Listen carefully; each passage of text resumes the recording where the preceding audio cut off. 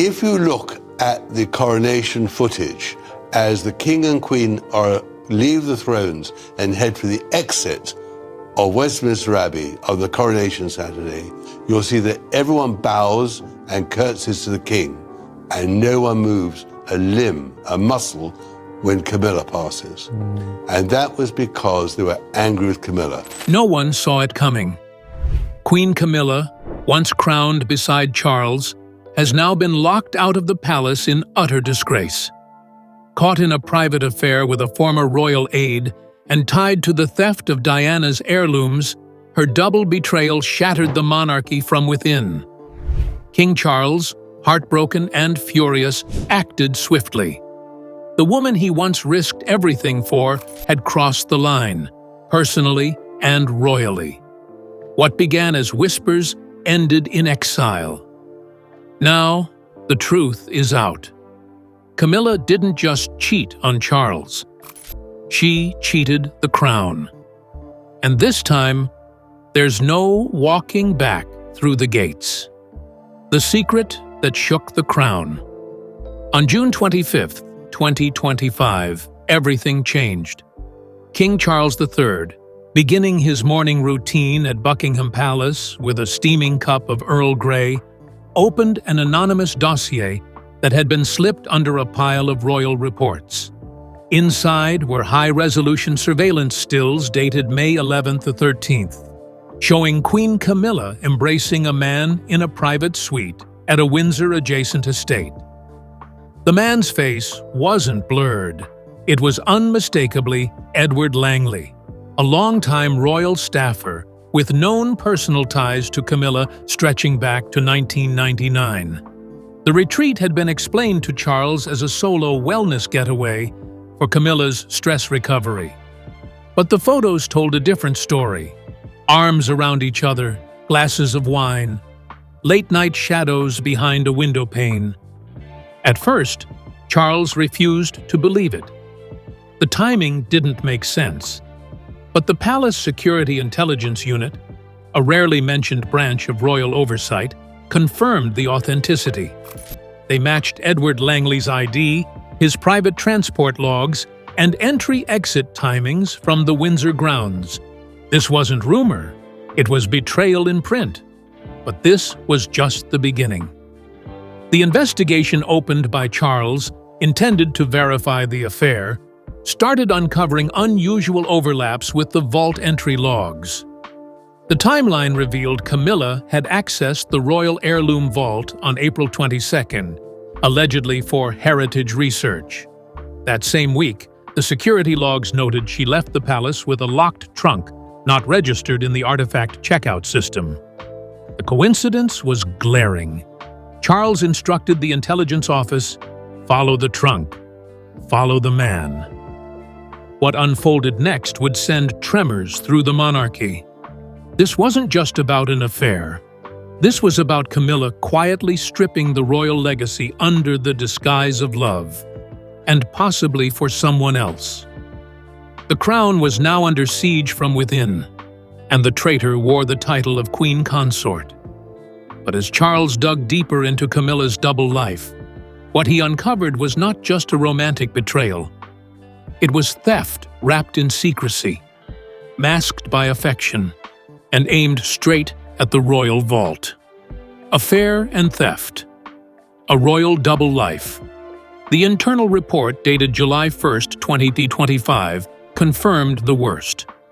Camilla's April vault access wasn't just unusual, it was unauthorized. The fingerprint logs showed she bypassed standard protocol by using a dormant override code last used in 2014, one that should have been decommissioned. That same day, Diana's caterpearl earrings and the Spencer choker, appraised at £650,000 combined, were marked as missing in the quarterly archive update. Security reviewed footage from the Clarence House loading bay, where Camilla's car was stationed for 45 minutes. A trunk was lifted, but no one knew what was inside. The destination, her private suite near Windsor, the same place where Edward Langley stayed during the so-called wellness retreat in May. The trunk was never returned. Staff grew suspicious, but remained silent until Charles opened the investigation. Private messages recovered from Camilla's encrypted tablet revealed emotionally loaded conversations with Edward Langley. Phrases like, "You always knew me better than he did," and "This time, it's ours," painted a troubling picture. She hadn't just betrayed Charles's trust. She was removing pieces of the royal history for a man who had no royal title, no role in legacy. It was the worst-case scenario. This wasn't a scandal built on gossip. It was written in dates, access codes, and missing treasures. The crown had been compromised, not by an outsider, but by the woman who had once vowed to uphold it. Charles now faced the greatest challenge of his reign, separating personal devastation from national duty.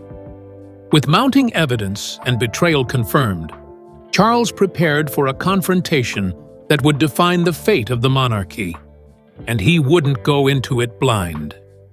Charles catches her in a lie. On the evening of July 1st, 2025, King Charles III summoned Camilla for a private meeting inside the Blue Room at Buckingham Palace. The doors were locked.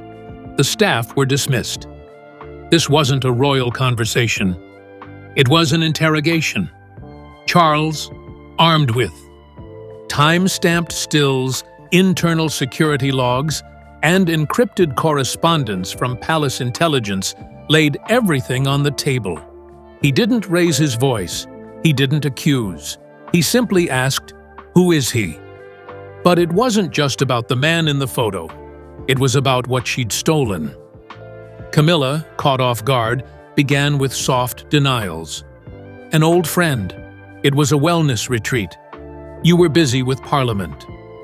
But her story was full of holes. Charles quietly opened a second folder, vault access logs from April 18th to April 22nd, 2025, revealing that Camilla had signed out the same code used to unlock the private heirloom collection. She left at 9:42 a.m. and returned at 1:11 p.m. with a trunk uninspected by staff. "A trunk," Charles said, "that hasn't returned."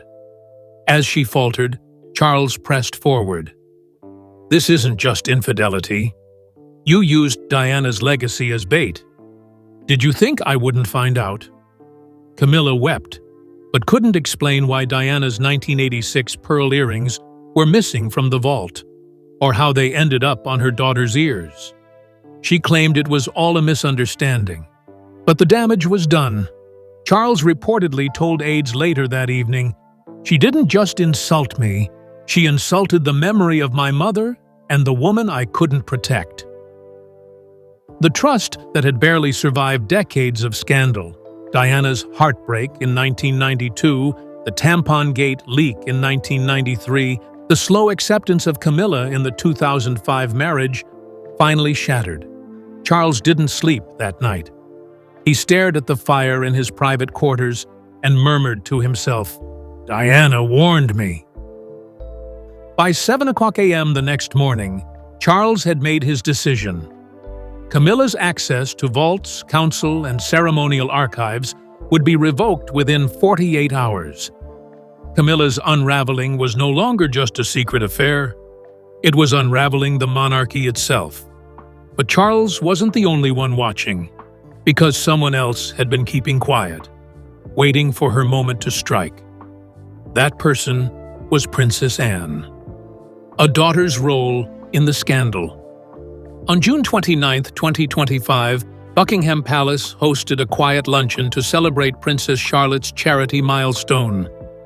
It was an intimate affair, only 32 guests, mostly family and close aides. Catherine arrived at 12:14 p.m., dressed in a soft blue day dress once worn by Diana in 1995. She noticed Laura Lopes, Camilla's daughter, seated by the north window, wearing an eye-catching pair of pearl drop earrings. 3 cascading pearls, diamond-tipped, gleaming softly in the sunlight. Catherine stared. She didn't blink.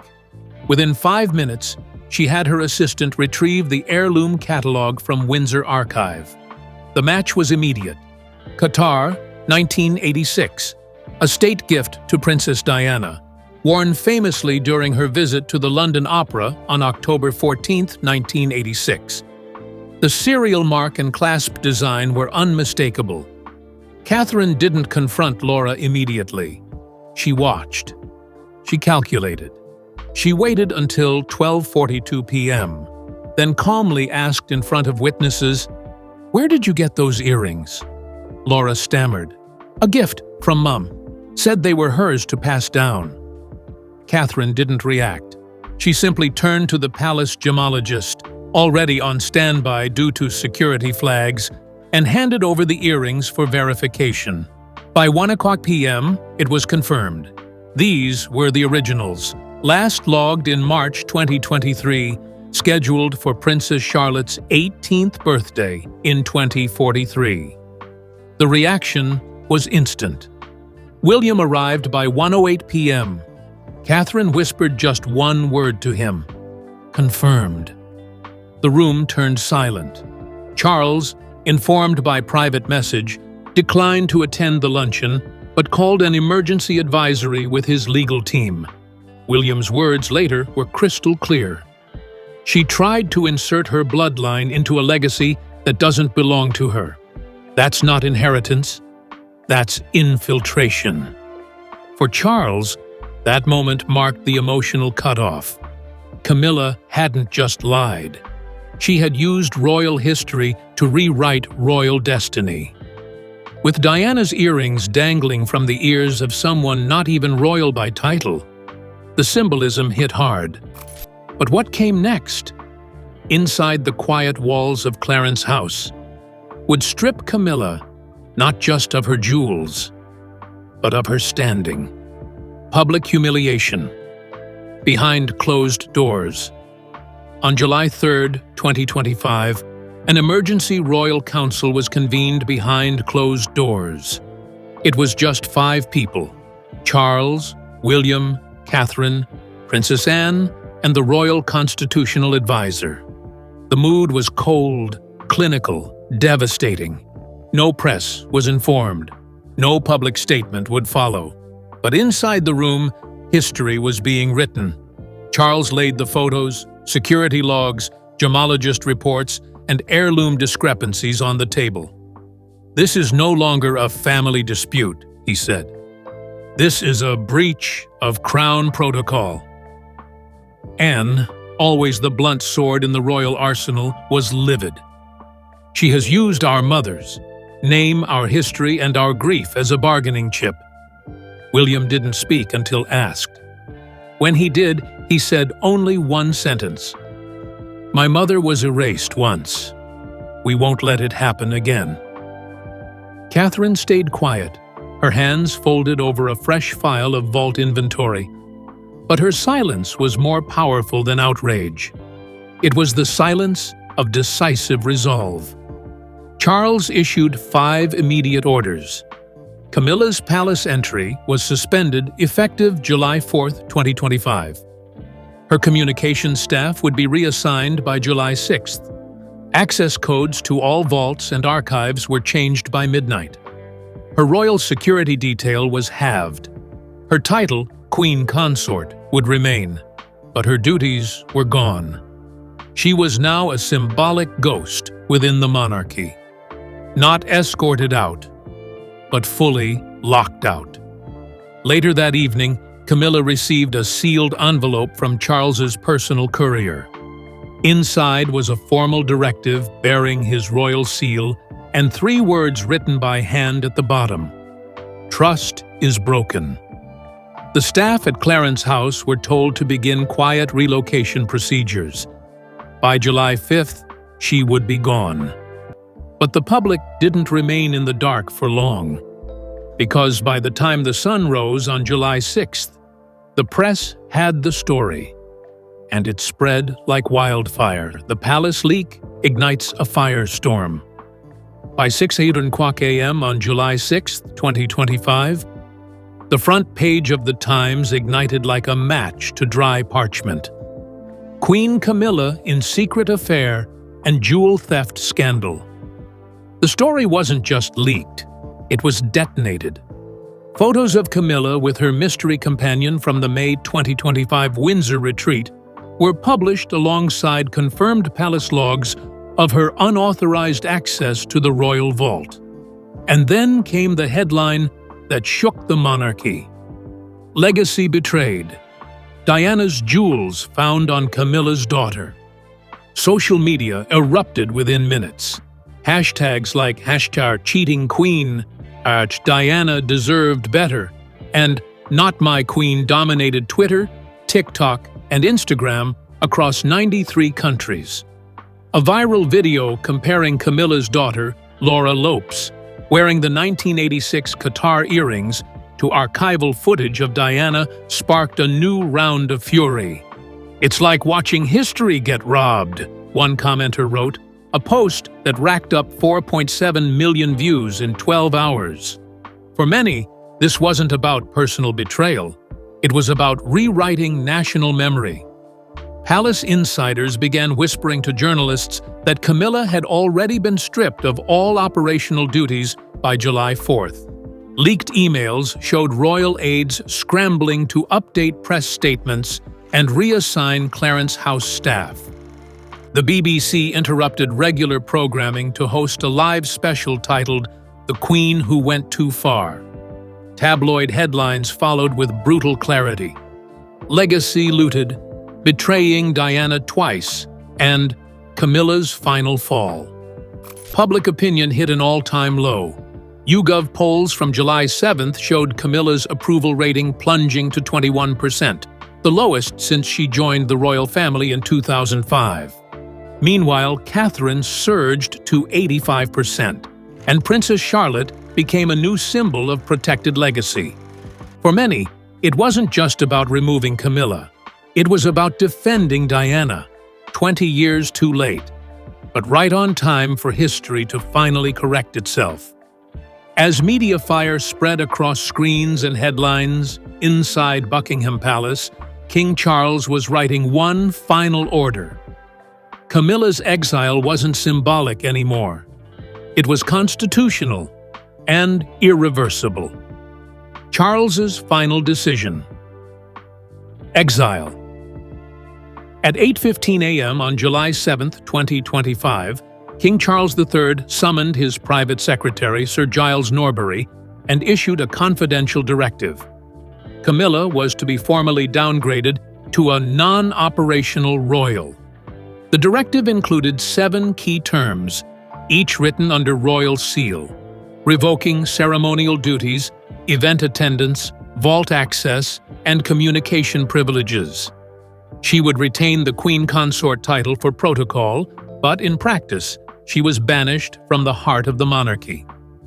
The same day, palace security changed all digital and biometric access to royal archives. Camilla's aides were removed from Clarence House by 6:00 p.m., and a private vehicle delivered her to Ray Mill House in Laycock, Wiltshire, her personal estate far removed from Windsor's inner circle. She was told she may not return to any royal residence without written permission from the monarch himself. It was a soft exile, but devastating all the same. Inside Ray Mill, Camilla reportedly spent the first 48 hours alone. Her children, Tom Parker Bowles and Laura Lopes, visited briefly on July 9th, but avoided press questions and left through the side gate.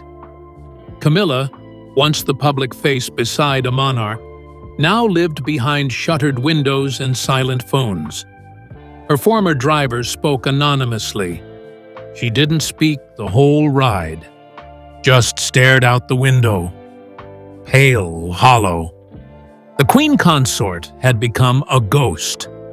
Charles issued a private message to staff that afternoon. It read, in part, "No one, not even those we once loved, may stand above legacy.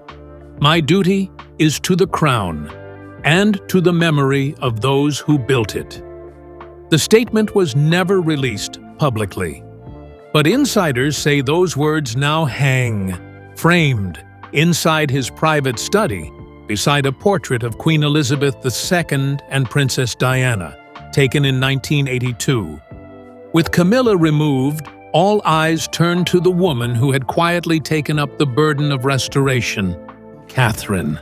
Because the monarchy wasn't just cleaning house, it was rebuilding the vaults, the memory, and the public trust. Catherine reclaims Diana's legacy. On July 8, 2025, at precisely 10:30 a.m., Princess Catherine entered the royal vault beneath Windsor Castle, accompanied by only one person, Lady Eleanor Moore, the Crown's chief archivist. Together, they began the process of resecuring every remaining artifact tied to Princess Diana, including the 1981 Spencer choker, the 1985 sapphire brooch, and a handwritten letter Diana had addressed to William before her 1997 death. The vault's biometric system was reconfigured. Only Catherine and Charlotte's future steward could access it. As Catherine closed the final drawer, she placed a single envelope inside. On the front, it read in delicate cursive, "For Charlotte, in strength and memory. Love, Mommy." Those words weren't just maternal. They were a royal promise. Staff present that day described the moment as quiet but seismic. It wasn't about titles or press releases. It was about protecting what Camilla had tried to take.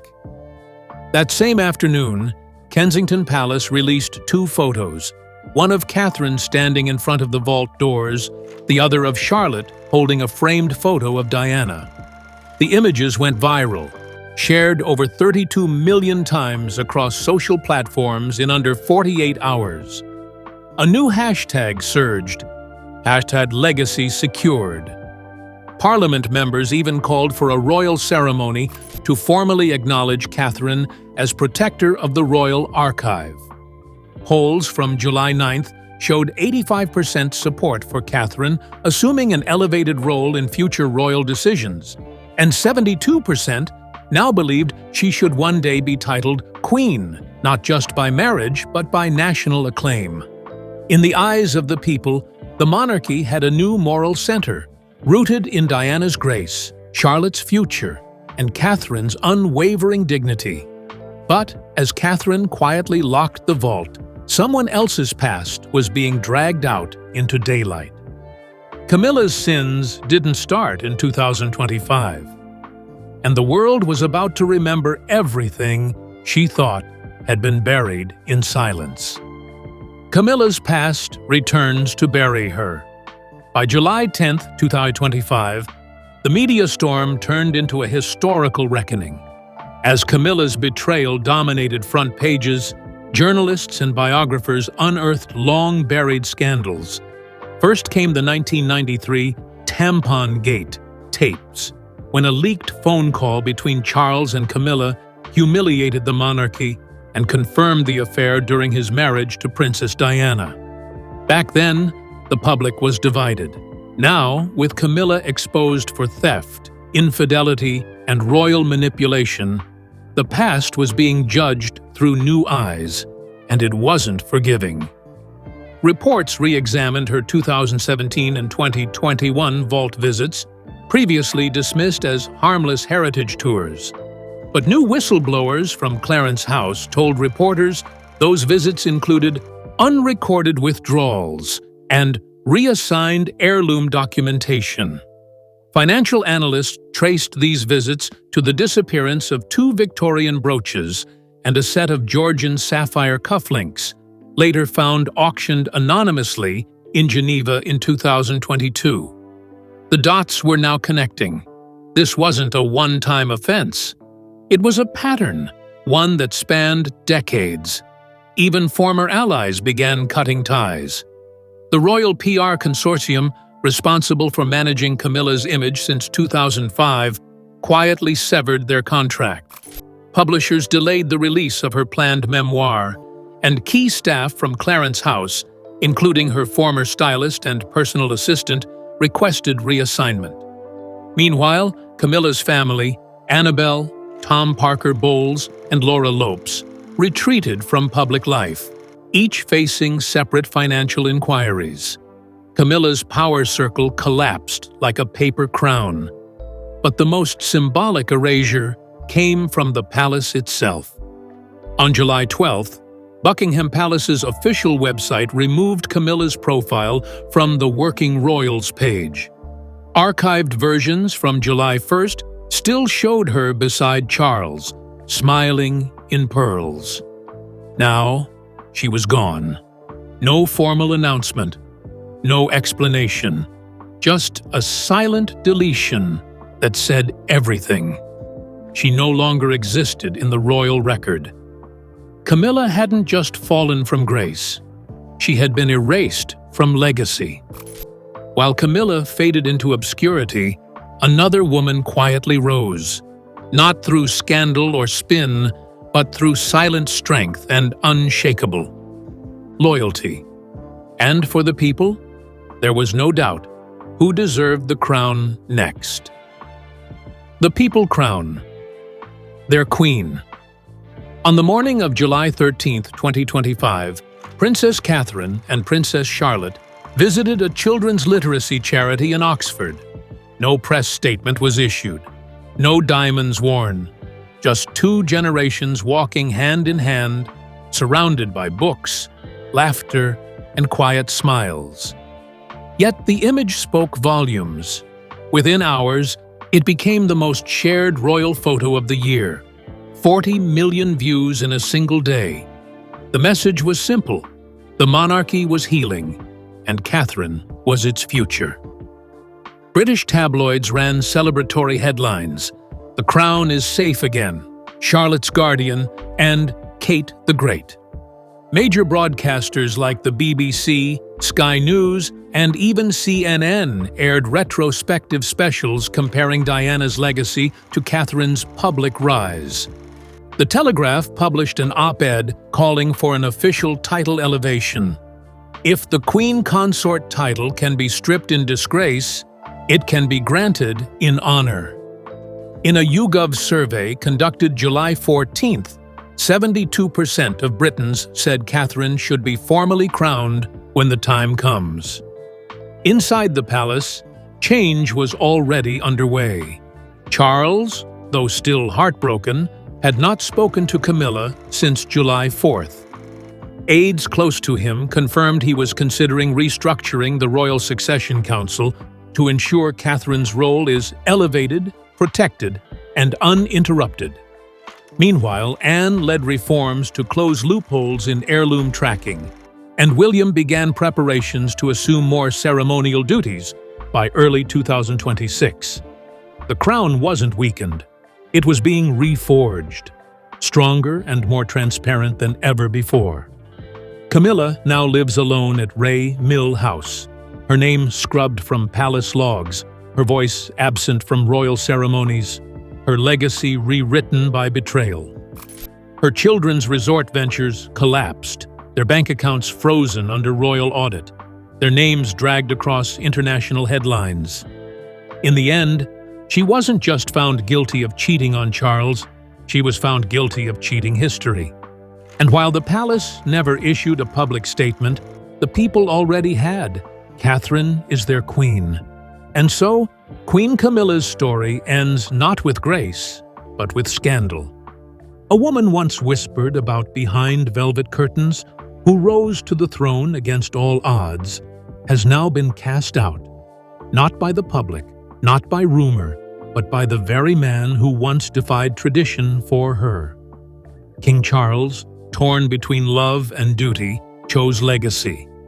He chose loyalty to the crown. He chose to protect what remained of Diana's memory and the sacred fabric of the monarchy. For Camilla, it wasn't just a fall from grace. It was an unraveling.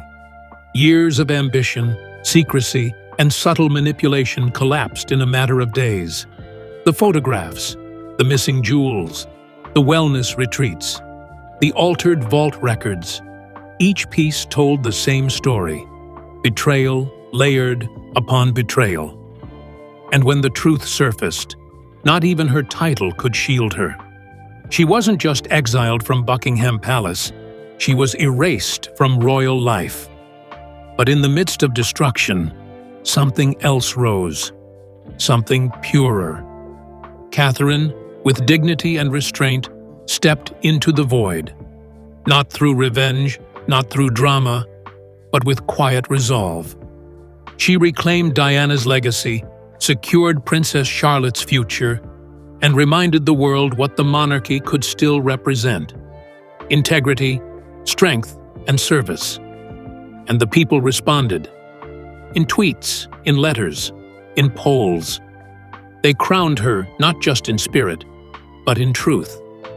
The queen they never doubted, the queen they had waited for. Camilla now walks alone through the gardens of Ray Mill House, far from the corridors of power. The echoes of what could have been trail her like ghosts. Memories she cannot rewrite, doors she cannot reopen. History has judged her, and this time it did not flinch. Meanwhile, the crown stands firm. A little bruised, perhaps, but stronger, leaner, wiser. Because what Camilla forgot is this: titles can be given, even forced, but respect, legacy, and trust, those are earned, and once broken, they are almost never repaired. In the end, Camilla lost everything she tried to take. And Catherine? She didn't ask for the throne. She simply earned it by standing still when the entire palace shook. And now the world knows who the real queen is.